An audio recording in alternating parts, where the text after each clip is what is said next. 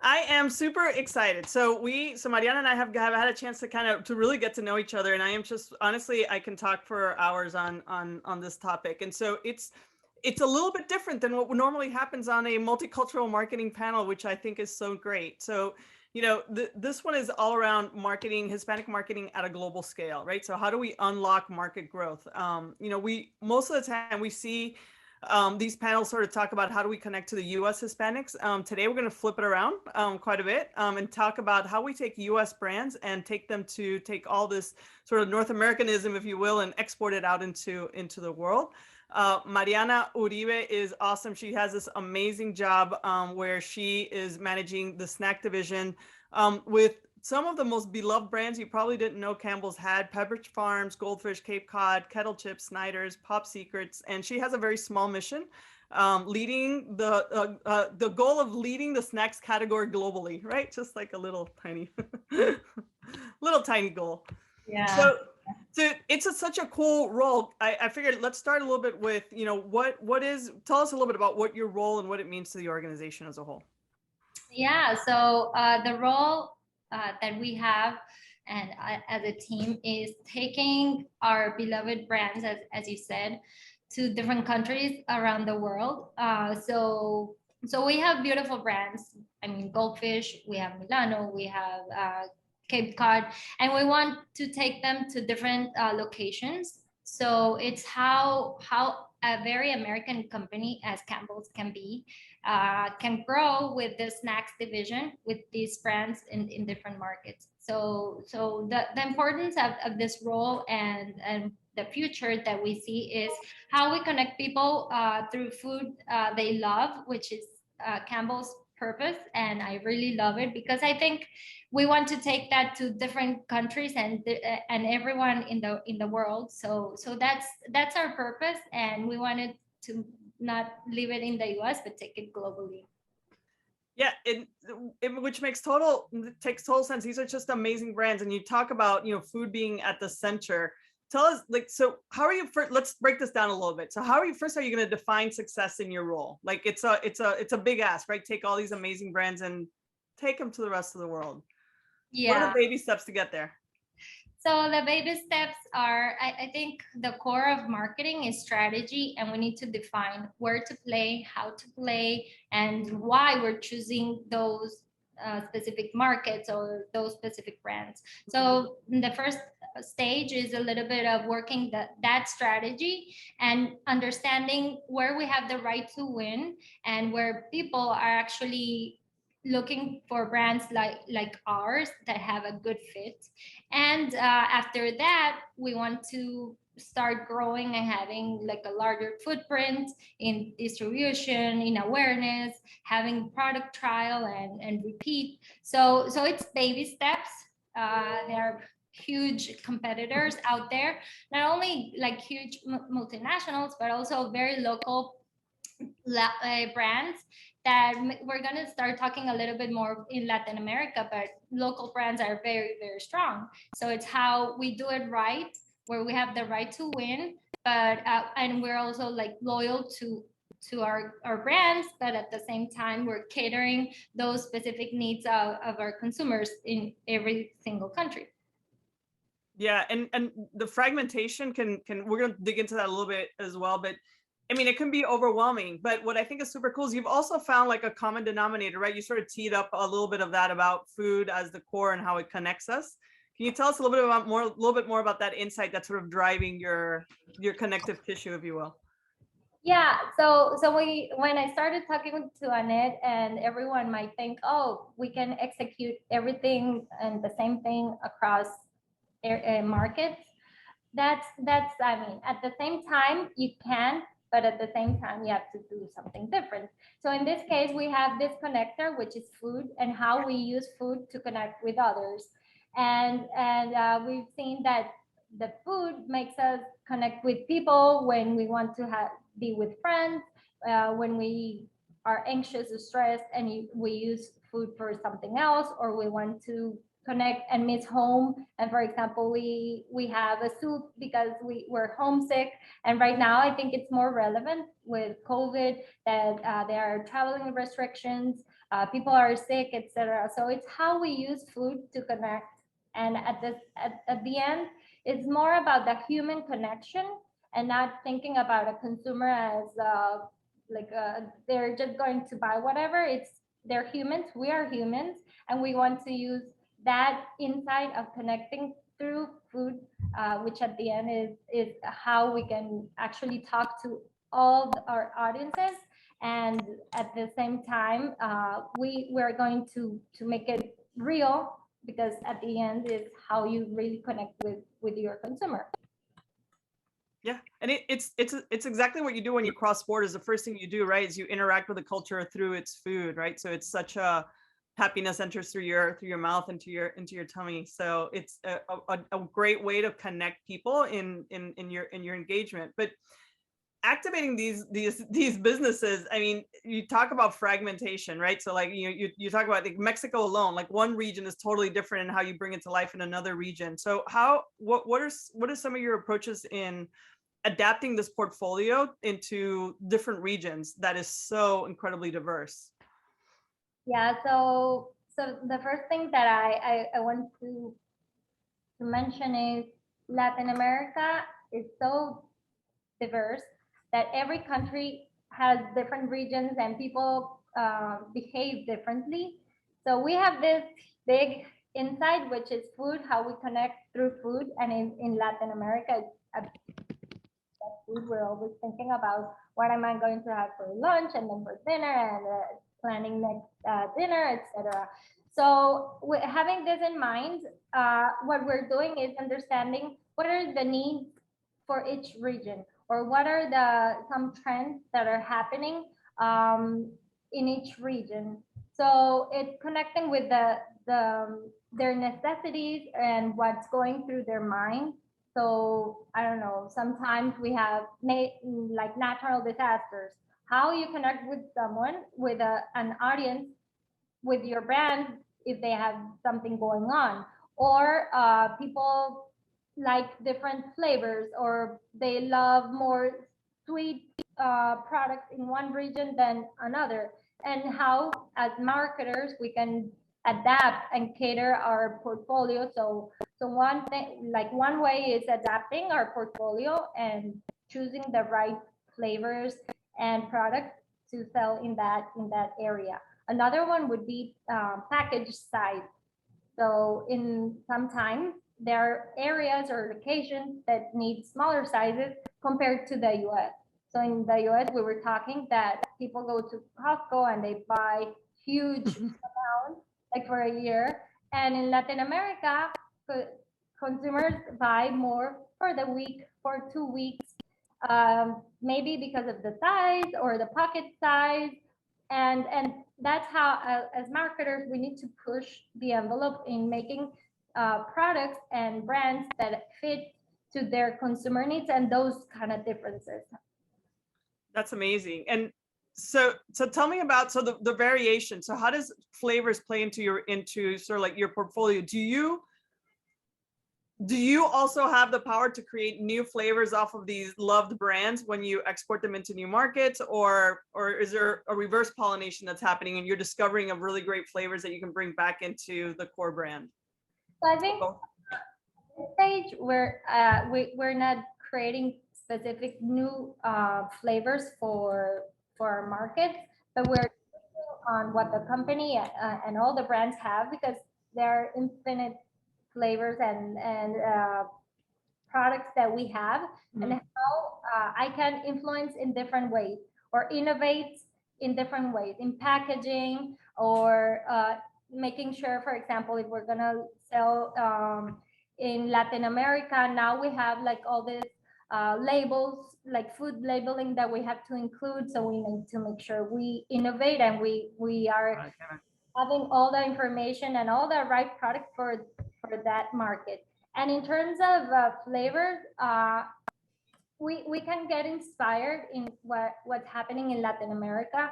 I mean, it's like all the health wave and wellness, We have like a lot of superfoods, like we've mentioned, like quinoa.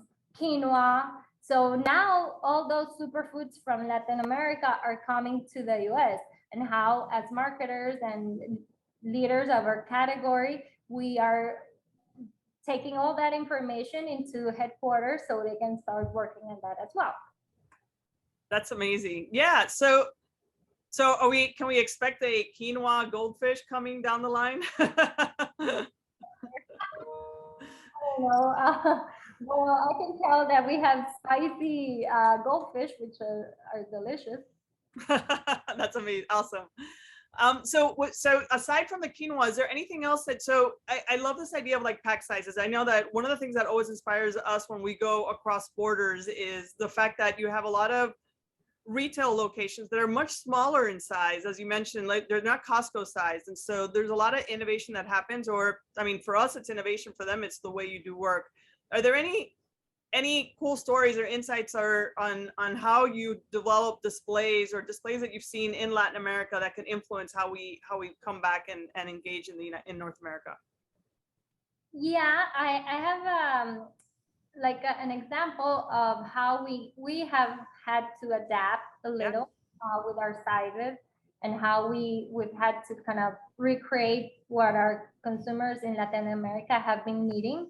But it's more about consumers in the US behave different and have different habits, like bulk buying. But in Latin America, we're still like single size purchases. And even it's good for us right now to have those smaller sizes, so we can have like a higher trial of our product in supermarkets or in the stores.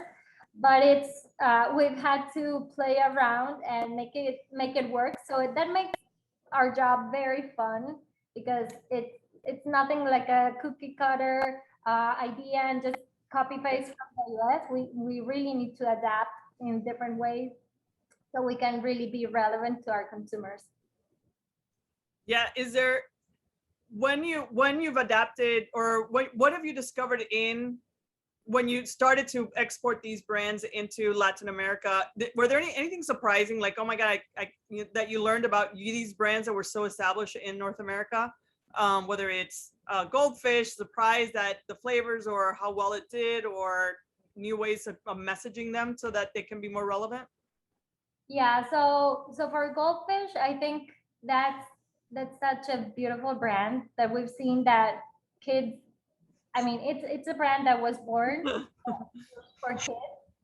Now, so for example, in the US, we're starting to sell to and also message to grown-ups. I mean, I love goldfish.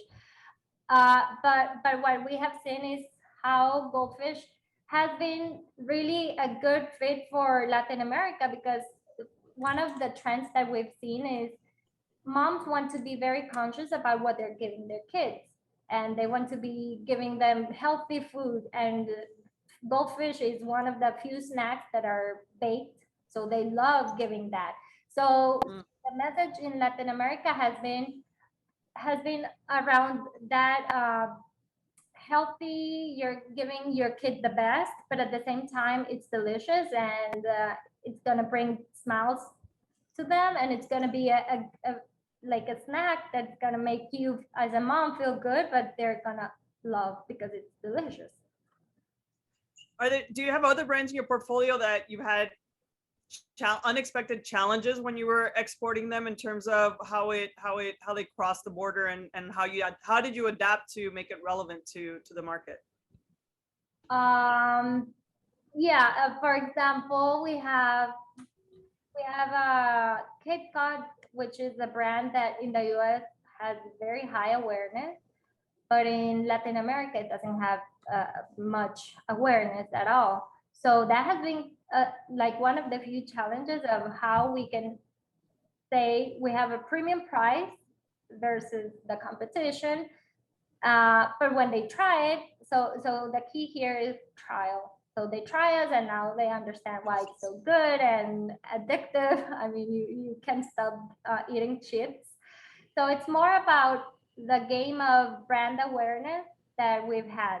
because the product is, all of the brands are amazing, and that's something that we're not concerned about. It's more about uh, awareness and shelf space, like all that part. Yeah. So trial is interesting. So because we coming off of COVID, which was a non-trial year, what touch point trends do you think? What popped for you, or what changed this past year in terms of how you go to market to bypass that reality? So I think I have like three things in mind. The first one is people want to go back to stores. I mean, I've always, ironically, working in CPG, I've always had to go to stores to check my brands, but it's not like that I love going to the supermarket like my time, but now I do like going to the supermarket. And consumers are actually doing the same. They go to the supermarket because they want to leave home. They're like, the mom is like, I need my time, so they go to the supermarket. They love trying and seeing what's new because it's different from a screen. That you're always on screen time, so you want to experience something. So ironically, even though we say people are not going to be in stores, we see that in store is going to be still very relevant. But now that has another trend, which is all the delivery and e-commerce, and also like maybe pickup. So like buy online and pick up in store. So I'm gonna talk a little bit about the deliveries in Latin America. That's fun.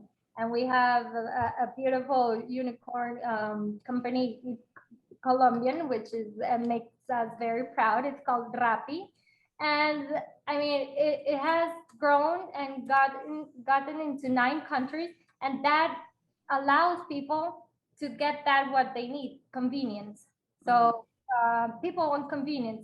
They don't have time, or they don't want to go to a supermarket. So how with Rappi or Amazon in Mexico, for example, people are having more products or shopping online, and I think that's the name of the game. How in Latin America we're growing so much and democratizing, not only like having products delivered to your home, but also we're democratizing having credit, a credit card, or how purchasing online. So to purchase online, the majority of times you need a credit card. So that's why it's so interesting in Latin America to be and play, because it's growing at such a fast pace that we want to catch up to what's happening in the US. In the US, we have like all the trends and what's happening, but in Latin America, it's going to be this delivery, which is kind of a form of e-commerce. Yeah, right. Well, and at the same time, you're launching new brands into this marketplace while all this is happening, and changing how they're engaging. I love this idea of people still love to shop, and like there's still this engagement that happens inside the store. Tell us a little bit about what are the, aside from, so I know you do sampling, but I know there's also like displays and stuff. How do you grab people's attention, right? So now, especially now that people are walking back into the store, well, they're doing it here. They sort of kept doing it a little bit more in LATAM. How are you grabbing their attention in the stores so that they can learn about your brands? So in-store execution is important, very important, like having awareness, having like big end caps, having like in the shelf, having shelf talkers, but most importantly, having the right presence in the store and having the right assortment. That's always very important. For snacks, having additional touch points is critical, because a lot of times you purchase snacks just because you crave it in the moment. So it's how to be in those touch points and maximize all those touch points in the store. So being in checkouts or having the end cap, being more present, because right now consumers are going to be more present because it's something fun and they want to. How as brands we want to be the most amount of touch points in the store. Yeah. Do you find that coming as we are evolving out of COVID, are you finding a different pattern in how people shop or how they want to explore new brands? Like, is this an opportunity for your portfolio for them to want to try new things now that they're re-emerging, if you will?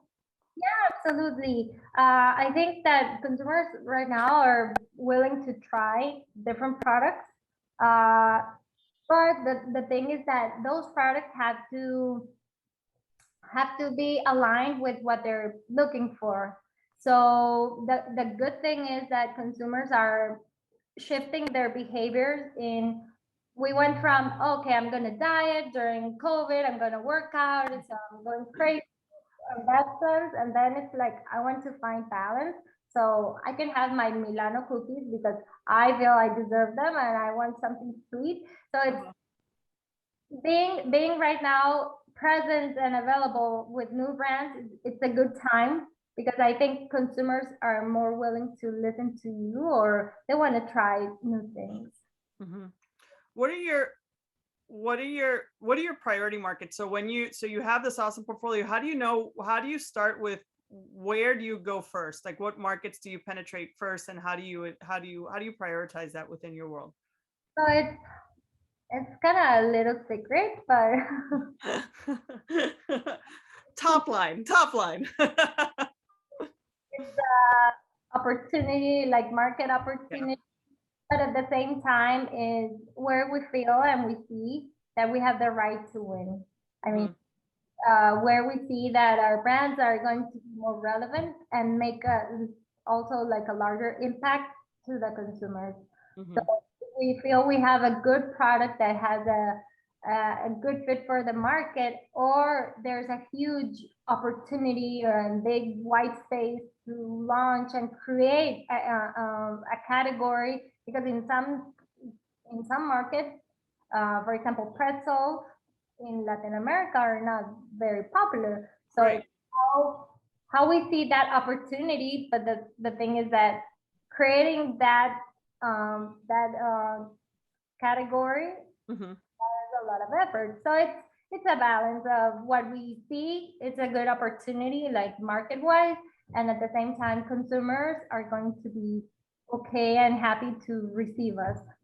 Yeah, that's awesome. Yeah, I did not mean for you to have to divulge your sources, but it is interesting because you have well-known brands, established brands that are here. So when they step into Latin America, they're not completely unknown for the most part, but you still have to create like that habit, that ritual, if you will. That's what makes people like me addicted to goldfish. The what Tell me, all right, so let's talk about Latin America specifically. Are there any trends that you're seeing there? So you talked a little bit about Rappi, who's a little bit about Rappi that is connected to things that we are familiar with in North America. What is happening in Latin America? What are some cool trends that you're seeing out there that we should be thinking about for anyone that's looking to expand into LATAM? I think convenience is so important in Latin America. So convenience can be mentioned or described as being close to home. So proximity is one of them. The other is convenience is the right package or size for me. Convenience is the right messaging for me in where I need it. So as a brand, you have to be messaging the right things at the right moments. Mm-hmm. I think that a great example again is Rappi, what they're building, and in Amazon Mexico, and there's a bunch. And even you go and see that supermarkets are starting to have more deliveries and making everything easier. Mm-hmm.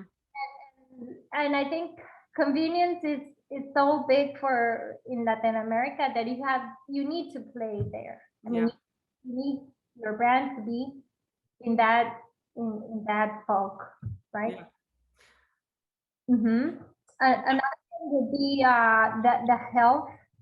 So in Latin America, we're always very healthy and clean, conscious about like if you're healthy, and more with COVID. So being precautious. So having healthy food, like food that's good for you. So for example, we have Late July that has organic ingredients. So how we're starting to really be conscious about what's in the product I'm eating, right? And that's Yeah. I was mentioning the goldfish, why it's so good in Latin America, because it with that health conscious mind in Yeah, mind. and all the ingredients that you were mentioning that seem to be getting embraced in markets like Brazil that are popping up and influencing back. All right, so we have convenience, which also is interesting because right, one of the things that we learned in Latin America is instead of it being the large grocery shopping trip, it's much smaller grocery trips, which I mean, I'd love to get your perspective. I always found that fascinating because it makes it right. You have a smaller basket, so there's fewer things that you're selecting, and so it's a little bit of a harder fight to get into that limited basket. So, Yeah. is there anything that you guys do to overcome? So, how to get into like that repertoire so that if they're going to the market on several times a week, that you're in the basket at least a few times of the week? Are there any tricks there? I think size is a good way, because you're gonna have like a right price point that's going to be okay for the consumer to say, I'm going to include them in this trip. So I think size goes with price. In Latin America, we're very price conscious, and we have different realities.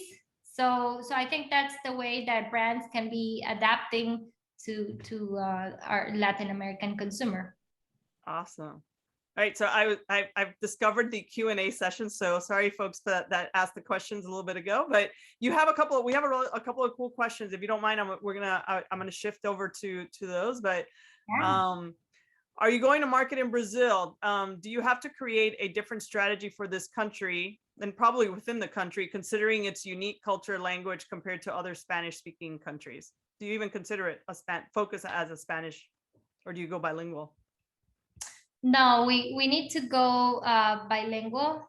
So all of our products are in English, um, and we need to. I mean, Brazil is a huge monster. So for now, we're selling through Sam's Club, so you can find us there. But I think that's something that's going to be in a second phase, because it's so big and such a big opportunity that it requires a lot of attention. And for sure, Brazil has, I mean, if we're talking about multicultural and diversity, Brazil has it all. So yeah, it's a Yeah, great opportunity. it's its own market. Yeah, and add to the fact that you're competing against, to your point earlier, you're competing against really strong local brands within the space as well. You know, you really are the outsider, sort of battling to get in there. Yeah. Leonardo shot a note also, which I love this too, is how do Latin American brands influence Hispanics in the US, right? So we understand that many US companies have brands in Latin America. Do you see them importing? It's almost like your job in reverse. So like, is there someone who has your job in Latin America bringing cool products back into the United States? Well, yeah, I mean, I'm in Miami, so maybe I'm very biased of what I see here. Yeah. And if you go to Texas, you're going to see a lot of Mexican brands there. So here I've seen a lot of brands from Latin America, specifically from Colombia, that are starting their operations and starting to grow here. So I think as an American company, we're going to Latin America. They're also coming here and they're growing. And as David from the previous chat, he was saying how important and how big the Hispanic market is in the US. I think we're going to start seeing that more and more, of having more brands coming to the US. Yeah. There's a market, I mean, and that they play like that touch with home back home. So I think they have like a lot of history and stories to tell around with their brands as well. I agree. No, there you go. Now you have a second job of importing brands back into the United States for Campbell's. Juan was asking a question regarding flavors and such. He said, have you seen a trend of Hispanic brands, products, and flavors that are becoming more mainstream? And if so, what have been the key drivers, and or what are some of the flavors that you're seeing popping? The flavors. So what I think is that in Latin America, we tend to have a very sweet tooth. So we like sweeter products.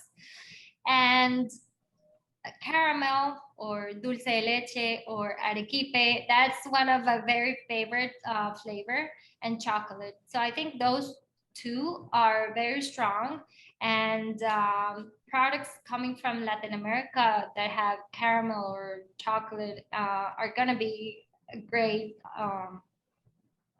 great opportunity to have us buying them. But it's that how we are a little bit different from sweeter products or less sweet. I mean, if you go to Europe, they're not gonna have that sweet tooth that we as Latin America have. Even within Latin America, we have like Puerto Rico. They love sweets. I mean, they're like crazy, like little. We say like little ants. Yeah, it's a higher the palettes do change across. I know that's a big opportunity with chocolate brands, as well as they think about exporting and crossing markets. The amount of sweetness in their products has to evolve as well. Mm-hmm. When we first met, one of the things that I loved was, you talked about, the success in this role was it's no longer about just sales, but it's really about strategy and being smart about how you kind of approach and goal. For those that are looking to do something like this and export out, tell me a little bit about that role that strategy plays in really uncovering those opportunities that makes it different than just a pure sales play. Yeah. So I think the fun part and the interesting part of this kind of role is you have to be very you need to adapt quickly. You have to be very curious and constantly be open to change. And when strategy comes, normally we think, oh, this is how it used to be forever. I'm gonna copy paste. So it's how it like being a strategist is, how am I going to be in the right place with the right products, with the right data as well. And if we don't have data, you need to make educated guesses and try and learn very quickly. So it's more of like your strategy role has to be adapting and trying. And I think testing is huge right now. So you need to be open to have fun and change, and what works today, it's not going to work tomorrow necessarily. So it's more of how flexible you are and willing to learn, because every day you're learning here, which is pretty cool. Yeah, being flexible and making sure, like, it's not a plan that this is my plan to execute, recognizing that it's going to change, right? So I mean, if COVID taught us nothing this past year, is the ability to find a way to embed flexibility within your plan. How big I know we're down to a couple of minutes. I have one more question. I have two more questions for you, but I try not to ask anymore because I feel like we're on the back end of COVID, but how did COVID impact you, maybe a little bit in terms of your expectations or go-to-market strategies as you're sitting in Miami trying to execute in LATAM? Wow, that has been huge, because the reality in the US, even within the US, you compare California with Florida, we've lived different lives. So being here in Florida, it's like there's no COVID or whatever, you're free. But when you go to, and you see in Latin America, there are countries that were completely shut down. And there was curfew, and people couldn't leave their apartments, not even like going to the park. No, they couldn't leave their apartments. So they lived a very harsh and different difficulty. And we have a lot of people that work day to day to eat. I mean, it's not that they have savings all the time. So the reality has been so drastically different.